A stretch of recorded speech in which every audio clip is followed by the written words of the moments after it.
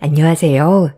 저는 남편과 16년간의 결혼 생활에 종지부를 찍고 2년이 지난 지금 새 인생을 살아가고 있는 40대 후반 여자입니다. 30대 초반에 결혼을 해서 처음엔 뭣도 모르고 시댁에 들어가 살았었어요. 저를 딸처럼 대해주신 시부모가 가지고 있는 모든 재산을 남편한테 물려줘야 한다면서 농사일을 배워야 한다고 저를 설득시켰어요. 시골에서 살아야 한다는 걸 전혀 예상하지 못했던 터라 시부모의 요구에 많이 당황스러웠지만 모두가 저를 따뜻하게 대해주는 그런 모습들이 좋아서 시댁에서 함께 살기로 결정하게 되었습니다. 그리고 그 결정이 제 인생의 최대의 실수였고 돌이킬 수 없는 늪에 빠져버리는 불행을 겪어야만 했어요.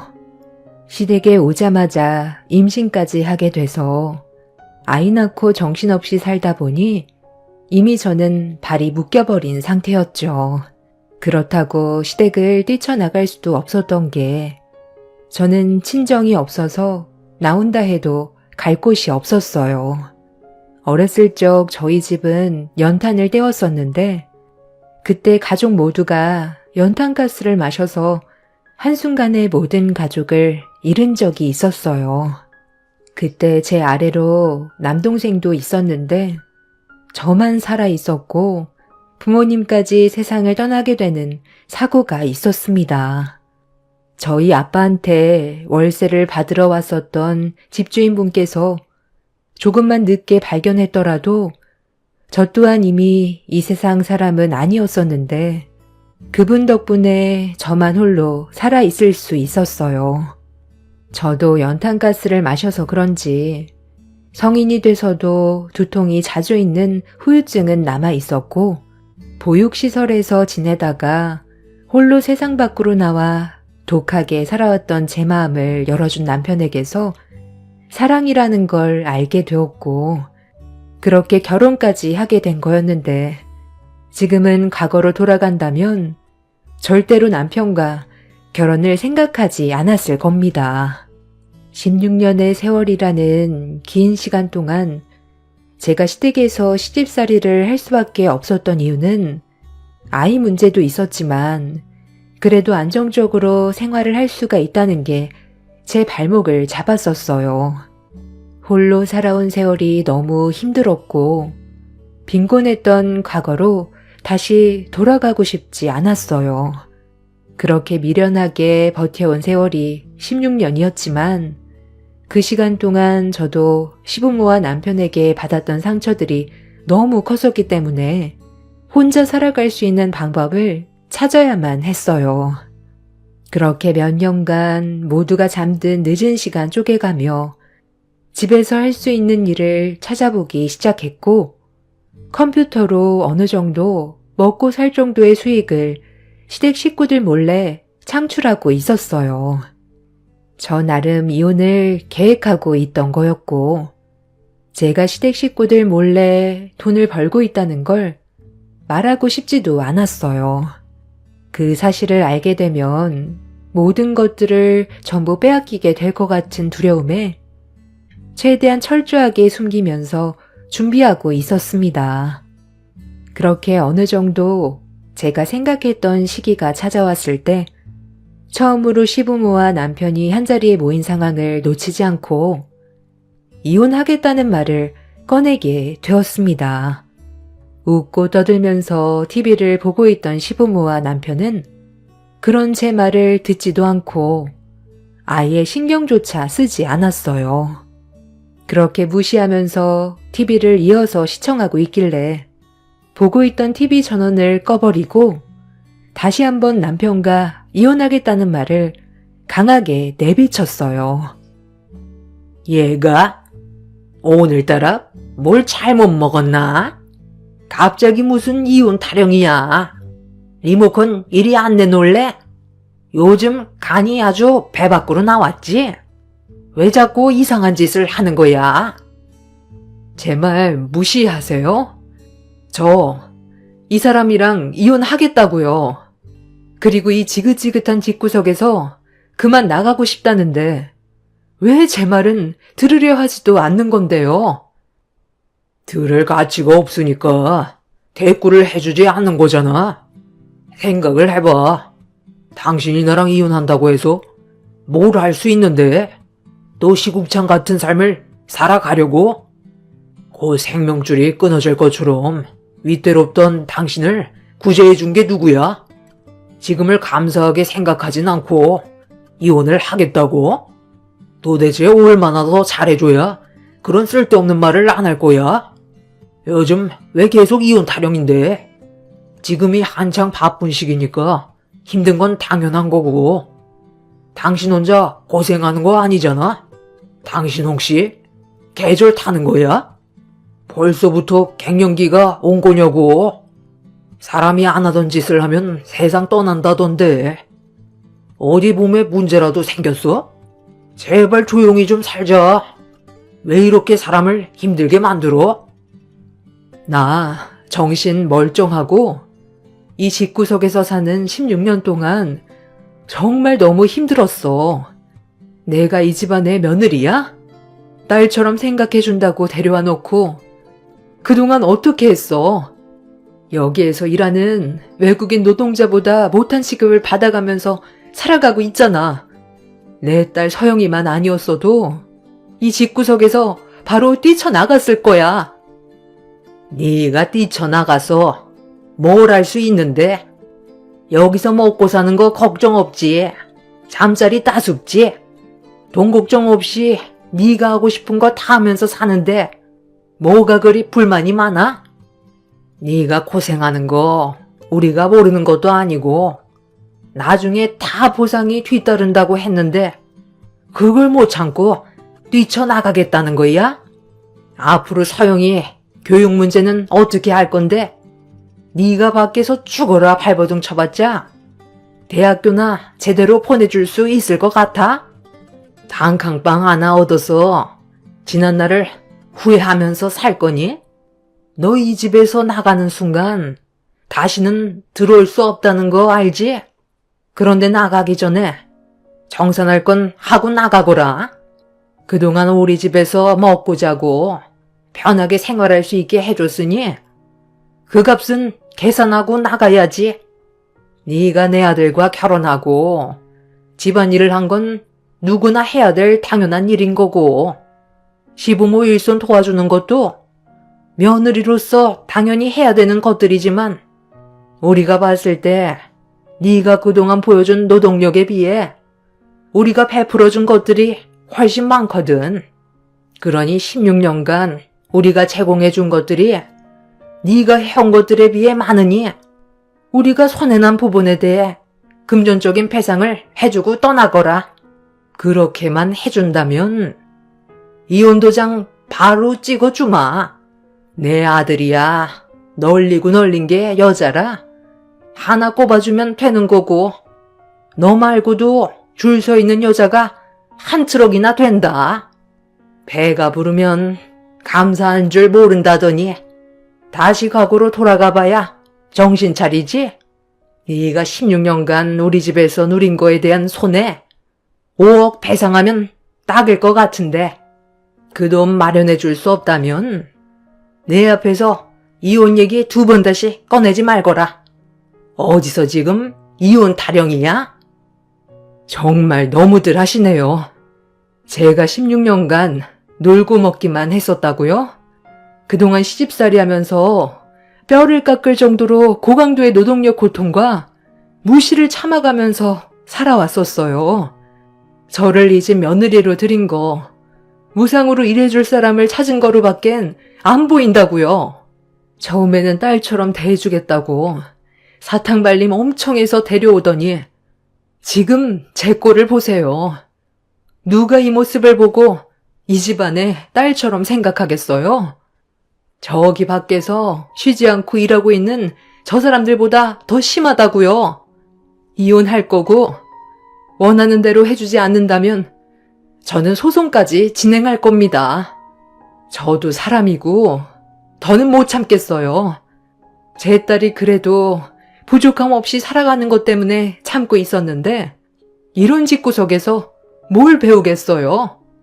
저는 이미 확고하게 마음먹었고 더 이상은 같이 못 살겠으니까 당신은 여기 이혼 서류에 도장 찍어.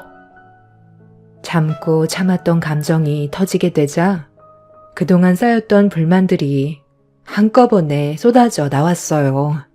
시부모와 남편은 많이 당황했는지 분위기가 더욱더 심각해지자 남편은 중간에서 흥분한 시부모와 저를 말리더니 제 팔을 끌어당기면서 방으로 데리고 들어갔어요.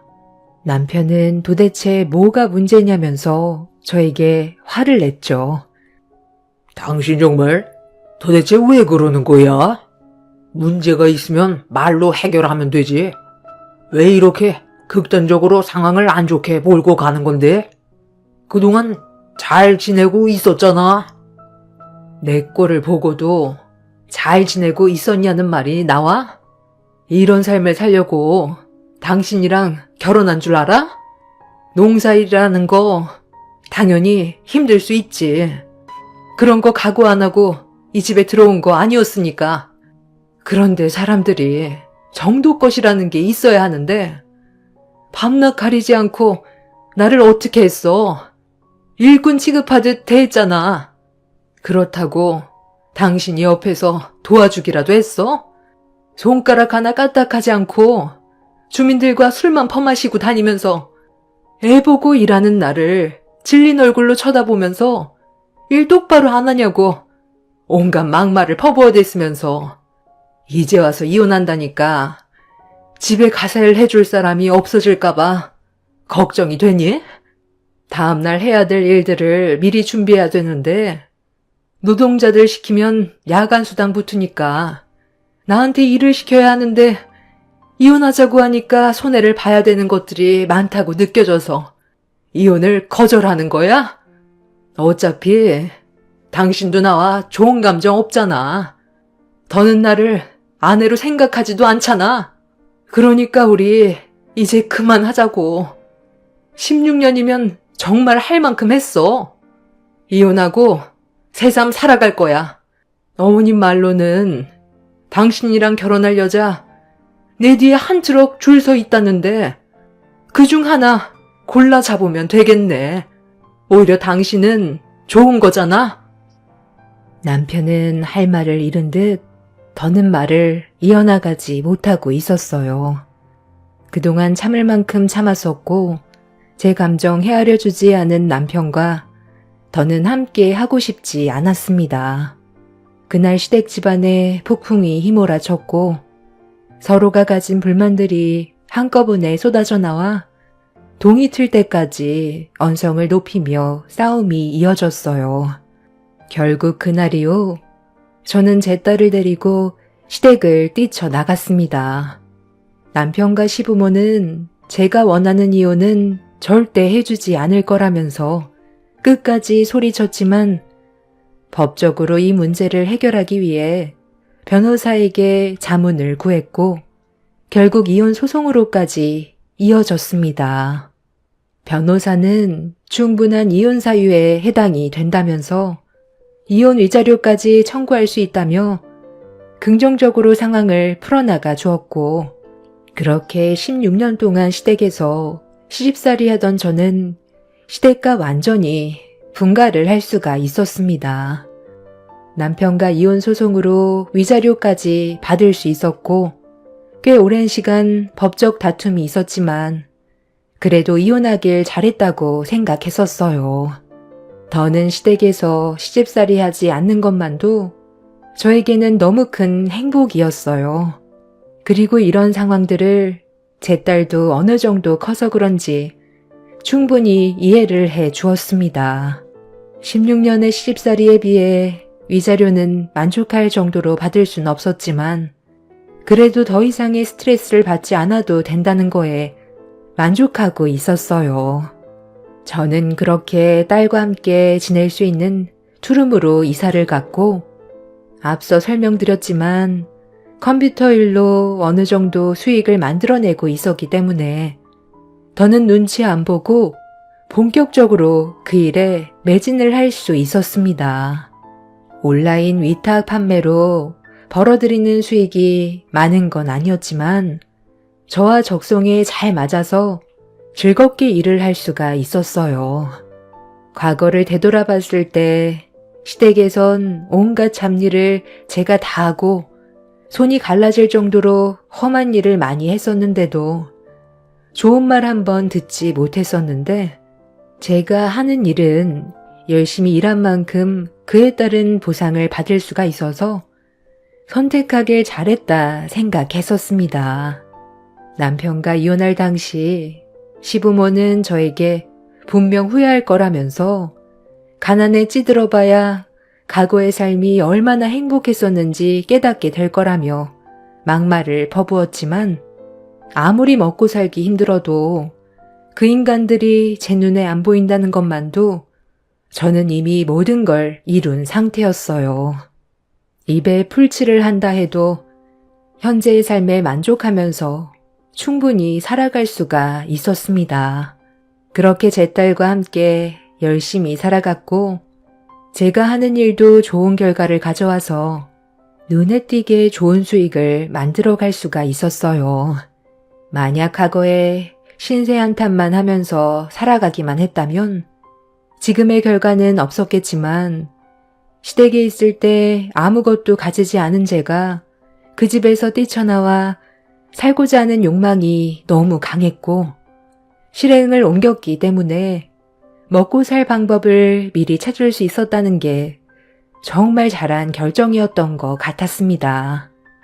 그렇게 한 2년 정도의 시간이 흐르고 안정적인 생활에 접어들 때쯤 버스 타고 학교에 등교하는 제 딸이 너무 고생을 하는 것 같아 학교 근처에 있는 아파트를 알아보기 시작했고 제 딸과 함께 살아갈 좋은 아파트를 분양받을 수 있었습니다. 그렇게 계획된 일정에 정신없이 이사 준비를 하고 새 아파트에 들어갔는데 현관문 앞에 미리 이삿짐을 옮기고 있었던 분들이 당황한 얼굴로 들어가지 못하고 있길래 무슨 일이냐며 가서 확인을 했는데 거실 중앙에 충격적인 광경이 펼쳐져 있었습니다. 이미 법적으로 아무 관계도 아닌 전 시부모가 저희 집에 짐까지 풀어놓고 중국 음식을 시켜 먹고 있었어요. 전혀 상상하지 못했던 상황이라 당황한 저는 뭐 하는 짓이냐고 당장 나가라고 집안에 들여놓은 짐을 밖으로 내던지려는데 짐을 밖으로 던지지 못하게 온몸으로 막아서더니 갑자기 저에게 용서를 구하기 시작했어요. 상황 파악이 전혀 안 되던 저는 그 인간들을 받아줄 마음이 없어서 당장 나가라며 경찰에 신고하겠다고 했는데 돈 많고 잘 먹고 잘 살 것 같았던 그 집안 사람들이 불과 2년 만에 땡전 한 푼 남아있지 않은 상태로 길거리에 나앉았다는 충격적인 말을 듣게 되었습니다.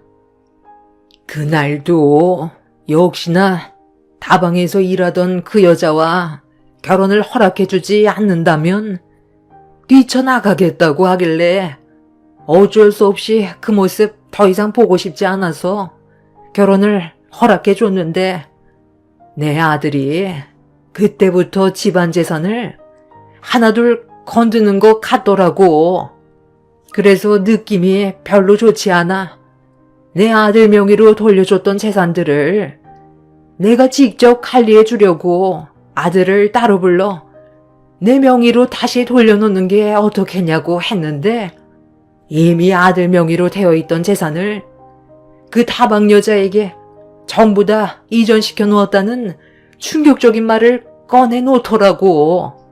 그래서 한바탕 난리가 났었는데 다방 여자인 그 불려우가 재산 하나 가지고 있지 않으면 자기를 우습게 볼 것 같아 내 아들이 가지고 있는 재산의 명의를 자기 걸로 변경해달라고 살살 꼬드겼던 걸 뒤늦게 알게 된 거야. 아들 재산이라 자의적으로 넘겨준 거라 법적으로 해결하기에도 힘들 것 같다고 하길래 최대한 좋게 설득해서 제자리로 돌려놓으려 했지만 이미 그 다방 여자에게 푹 빠져서는 헤어나오지 못한 그놈이 자기가 가지고 있는 모든 걸 전부 넘겨주면서 농사일에도 완전 손 떼고 놀러만 다니더라고. 너는 그렇게 하지 않았었는데 사람 하나 바뀌었다고 집안이 무너져 내리는 걸 보니 내 속이 말이 아니었다. 그런데 어느 날 여행을 다녀온다고 그 불려우랑 나가고 나서 연락 한 통 없더니 몇 달 뒤에 그 여시한테 전화가 왔더라고. 내 아들이 오토바이 사고로 병원에서 깨어나지 못하고 있는 상황이라 도움이 필요하다면서 병원의 위치를 문자로 전송해 주었길래 너무 놀란 상태로 급하게 병원을 찾아갔는데 내 아들이 글쎄 눈도 뜨지 못한 채 온몸에 깁스를 하고 있는 거야. 아들과 결혼한 그년이 보이지 않아 다시 전화를 해봤는데 핸드폰 전원은 꺼져 있었어.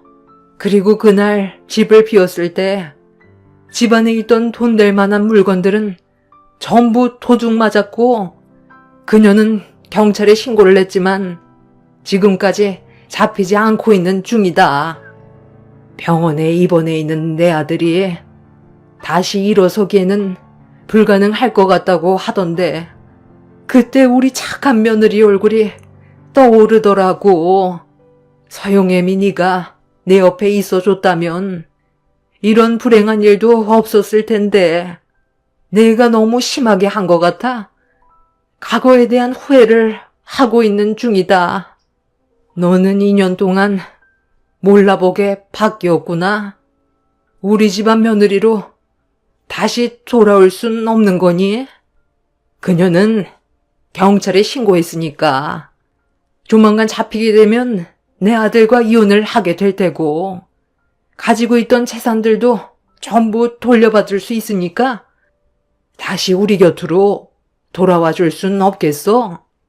너희 시애비가 그년 찾겠다고 쓴 돈만 수억이다. 결국 찾지 못했고 아들 병원비 충당하는데도 돈이 너무 많이 들어서 도움받을 수 있는 곳이 여기밖에 없더구나. 그래도 서영이 아빠인데 모른 척하고 지나갈 수는 없잖니. 제때 치료받지 못하면 세상을 떠날지도 모른다고. 애미야, 우리도 이 아파트에서 같이 살아보면 안 되겠니? 예전에 너 힘들 때 우리가 걷어들여 줬잖니. 이번엔 네가 우리 좀 받아주면 좋겠는데 그렇게 해줄 수 있지?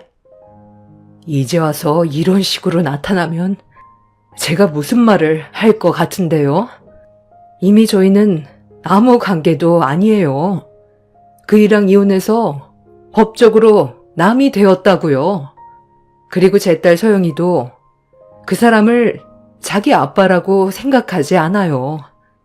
같은 여자 입장으로서 자기 엄마를 막대한 그런 사람을 아빠라고 인정하고 싶지 않다고 했어요. 지금 삶이 훨씬 심적으로 안정적이고 앞으로도 당신 집안들과 엮이고 싶지 않아 하는데 제가 정신 나갔다고 당신들과 이 집에서 함께 살겠어요?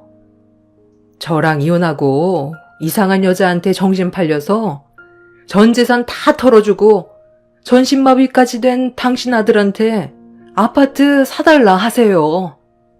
누가 봐도 그 다방 여자가 일부러 접근해서 돈 다 뜯어가려고 계획한 것 같은데 작정하고 숨었으니 잡는 건 불가능하겠죠. 지금 당장 본인들 발로 내 집에서 나가지 않는다면 무단 침입으로 경찰서에 신고하겠습니다.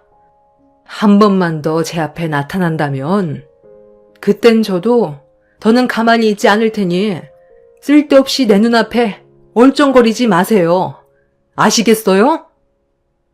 알고 보니 제 딸이 어디 학교에 입학을 했는지 전 학교에 전화를 해서 수소문한 끝에 저희 집까지 알아낸 전 시부모의 행동에 너무 소름이 돋았습니다. 두 번 다시 제 앞에 나타나지 않을 것 같았던 그 인간들이 또다시 제 앞에 나타나서 너무 화가 치밀었고 곧바로 경찰에 신고를 했어요.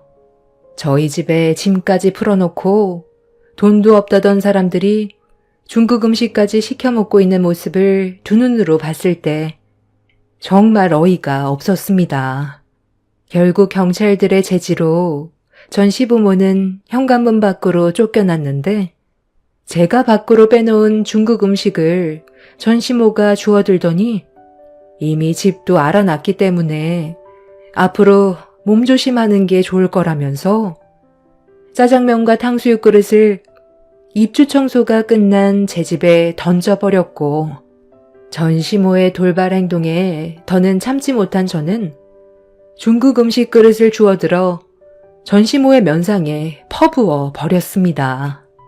격하게 몸싸움으로까지 이어졌고 저희 집 물건까지 때려 부숴서 결국 경찰서에까지 가서 조사를 받게 되었죠.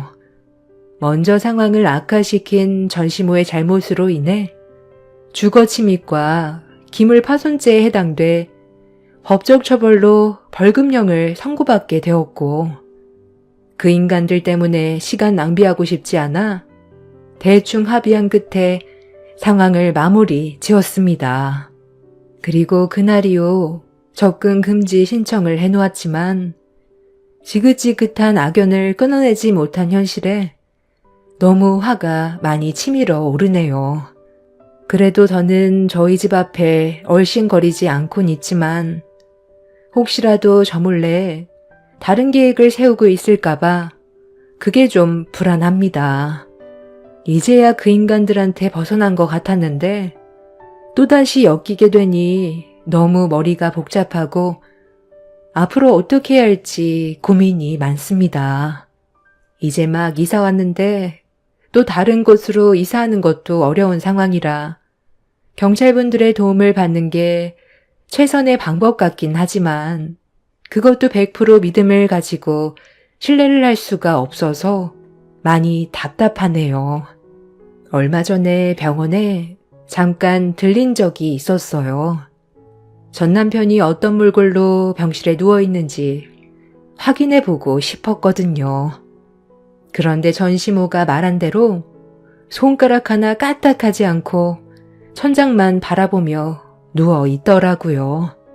자기 아들이 어떤 상황인지 확인해보라고 문자로 어디에 입원했는지 알려줬었는데 그 모습을 보니 참 안타까웠습니다. 아직까지 잡히지 않고 잠적해 있는 그 여자가 도대체 얼마나 대단했길래 전 남편이 가지고 있는 모든 걸 내어줄 정도로 행동을 했었는지 이해를 하지 못하겠어요. 저와 결혼 생활할 때는 여자 취급도 해주지 않고 쳐다만 봐도 경기를 일으키던 그 사람이 그 여자에게는 간이며 쓸개며 다 빼줬다는데 너무 한심해 보였습니다. 본처를 내치고 새 여자를 들였을 때 신중하지 못한 결과가 어떤 상황을 초래하게 됐는지 전 남편은 병실 천장만 바라보면서 후회하고 있겠죠. 전 시부모는 아직까지 그 다방 여자를 찾기 위해 전국을 떠돌아다니고 있다고 합니다. 작정하고 숨었는데 어떻게 찾을 수 있겠어요. 그 집안 사람들이 무너지는 모습을 보고 있는데도 제 마음이 후련하지는 않네요. 뭔가 저에게 피해가 올 것만 같은 불안함 때문에 그러는 것 같습니다. 앞으로 조심하면서 상황을 지켜봐야 할 것 같아요. 어제 저녁에 제 딸에게 다시 이사 가는 거에 대해 물어봤는데 자기는 상관없다고 하네요. 이런 문제로 제 딸한테 여러 가지로 스트레스를 줄까봐 걱정입니다. 두 전 시부모가 다시 찾아오기 전에 제가 먼저 움직이는 게 좋겠죠? 두 번 다시 마주치고 싶지 않은데 방법을 혹시 알고 계시면 많은 의견 부탁드리겠습니다. 제 사연 끝까지 들어주셔서 감사합니다.